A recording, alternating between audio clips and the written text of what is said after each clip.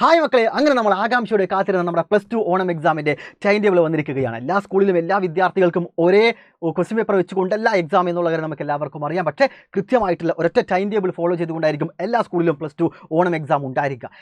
ഏതൊക്കെ ദിവസങ്ങളിൽ ഏതൊക്കെ ടൈമിങ്ങിൽ ഏതൊക്കെ സബ്ജക്റ്റാണ് എക്സാം എന്നുള്ള കാര്യം കൃത്യമായി മനസ്സിലാക്കിയതിന് ശേഷം മാത്രം നിങ്ങൾ എന്ത് ചെയ്യുക, ഇനിയുള്ള ദിവസങ്ങളിൽ സ്റ്റഡി പ്ലാൻ ഉണ്ടാക്കുവാനോ സ്റ്റഡി ടൈം ടേബിൾ ഫോളോ ചെയ്യാനായിട്ട് തീരുമാനിക്കും.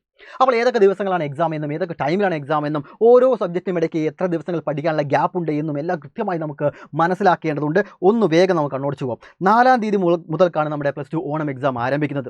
സയൻസ് വിദ്യാർത്ഥികൾക്ക് എല്ലാ വിദ്യാർത്ഥികൾക്കും സെക്കൻഡ് ലാംഗ്വേജോട് കൂടിയിട്ടാണ് എക്സാം ആരംഭിക്കുന്നത്. അപ്പോൾ എല്ലാ വിദ്യാർത്ഥികൾക്കും സെക്കൻഡ് ലാംഗ്വേജ് കാലത്ത് 9:30 എല്ലാ സബ്ജക്റ്റിൻ്റെയും എക്സാം കാലത്ത് 9:30 ഏതൊഴികെ കമ്പ്യൂട്ടർ സയൻസ് ഒഴികെ. കമ്പ്യൂട്ടർ സയൻസിന് ഉച്ചയ്ക്ക് 1:30 എന്നുള്ളത് ഒന്നും ഹൈലൈറ്റ് ചെയ്യുന്നുണ്ട്. അത് നിങ്ങളൊന്ന് നോക്കി വെക്കണേ. ദെൻ ബാക്കിയുള്ള സബ്ജക്റ്റ് എല്ലാം തന്നെ കാലത്ത് 9:30. അപ്പോൾ 4-ാം തീയതി ബുധനാഴ്ച ആരംഭിക്കുന്നു. കാലത്ത് 9:30 സെക്കൻഡ് ലാംഗ്വേജിന്. തൊട്ടടുത്ത ദിവസം തന്നെ 5-ാം തീയതി ഇംഗ്ലീഷിൻ്റെ എക്സാമാണ്. 6-ാം തീയതി തൊട്ടടുത്ത ദിവസം തന്നെ 6-ാം തീയതി മാത്സ് ആണ്. ഈ സബ്ജക്റ്റുകൾക്കിടയിൽ ഒന്നും തന്നെ ഒരു ദിവസം പോലും ഗ്യാപ്പില്ല എന്നുള്ളത് മനസ്സിലാക്കുക.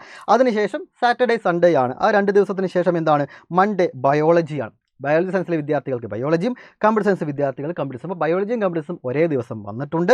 അപ്പോൾ അവർക്കെല്ലാവർക്കും ആ ഒരു മെയിൻ സബ്ജക്റ്റ് പഠിക്കുവാനുള്ള ഒരേ ഗ്യാപ്പാണ് ഉള്ളത് എന്ന്. പക്ഷേ അതിന് തൊട്ടടുത്ത ദിവസമായിട്ടുള്ള 10-ാം തീയതി ഫിസിക്സാണ് വരുന്നത്. അതിനാൽ തന്നെ നിങ്ങൾ ഈ ഒരു 6-ാം തീയതി മാത്സ് എഴുതിയതിന് ശേഷം 7ഉം 8ഉം എന്ന് പറയുന്ന സാറ്റർഡേ സൺഡേ പഠിക്കാനായിട്ട് മാറ്റിവെക്കുന്നത്. ബയോളജി സയൻസ് വിദ്യാർത്ഥികളാണെങ്കിൽ ബയോളജിയും ഫിസിക്സും പഠിക്കാൻ വേണ്ടി മാറ്റിവെക്കുക. കമ്പ്യൂട്ടർ സയൻസ് വിദ്യാർത്ഥികളാണെങ്കിൽ കമ്പ്യൂട്ടർ സയൻസും ഫിസിക്സും പഠിക്കുവാനായിട്ട് മാറ്റിവെക്കുക. അല്ലാതെ സാറ്റർഡേ സൺഡേ ബയോളജിക്കും കമ്പ്യൂട്ടർ സയൻസും മാത്രമായിട്ട് മാറ്റി വയ്ക്കരുത്. ഫിസിക്സും കൂടെ നിങ്ങൾ ആ ഭാഗത്ത് നോക്കണം. അതിനുശേഷം വരുന്ന കെമിസ്ട്രിക്ക് ഒരു ദിവസം ഗ്യാപ്പുണ്ട്. കെമിസ്ട്രി എന്തോ പ്രാധാന്യമുള്ളതാണെന്ന് തോന്നുന്നു. ഓക്കെ, 4 ചാപ്റ്റേഴ്സാണ് നമുക്ക് അവിടെ പഠിക്കാനുള്ളത്. 10-ാം തീയതി കഴിഞ്ഞാൽ 11 എന്ന് പറയുന്ന ഒരു ഗ്യാപ്പ് നമുക്ക് അവിടെ വരുന്നുണ്ട്. ആ ഒരു ദിവസം കൊണ്ട് നമുക്ക് കെമിസ്ട്രി ഫുള്ള് സെറ്റാക്കാവുന്നതാണ്. അപ്പോൾ ഈ കൃത്യമായിട്ടുള്ള ടൈം ടേബിൾ നിങ്ങൾ എല്ലാവരും മനസ്സിലാക്കുക. നിങ്ങളുടെ എല്ലാ ഫ്രണ്ട്സിനും ഈ ഒരു വീഡിയോ ഷെയർ ചെയ്യുക. ഇനിയുള്ള ദിവസങ്ങളിൽ എങ്ങനെയാണ് കൃത്യമായിട്ട് പഠിച്ച് ഫുൾ മാർക്ക് നേടേണ്ടത്, ഒരു പേടിയുമില്ലാതെ മുഴുവൻ പാഠഭാഗങ്ങളും എങ്ങനെ പഠിക്കാം, മുഴുവൻ ചോദ്യങ്ങൾക്കും ആൻസർ എങ്ങനെ നൽകാം, ഈ ഓണം എക്സാം ഗംഭീരമായിട്ടുള്ള മാർക്ക് എങ്ങനെ നേടാമെന്ന് പറയുന്ന സ്റ്റഡി പ്ലാനുമായിട്ട് സൈലത്തിൻ്റെ മുഴുവൻ ടീമും ഉടനെ തന്നെ വരുന്നുണ്ട്. ലൈവ് ഓൾറെഡി ഷെഡ്യൂൾ ചെയ്ത് വെച്ചിട്ടുണ്ട്. ഇപ്പോൾ തന്നെ കയറി ലൈക്ക് ചെയ്യുക, മാക്സിമം ഷെയർ ചെയ്യുക, ഉഷാറാക്കാം നമുക്ക്. ഓക്കെ.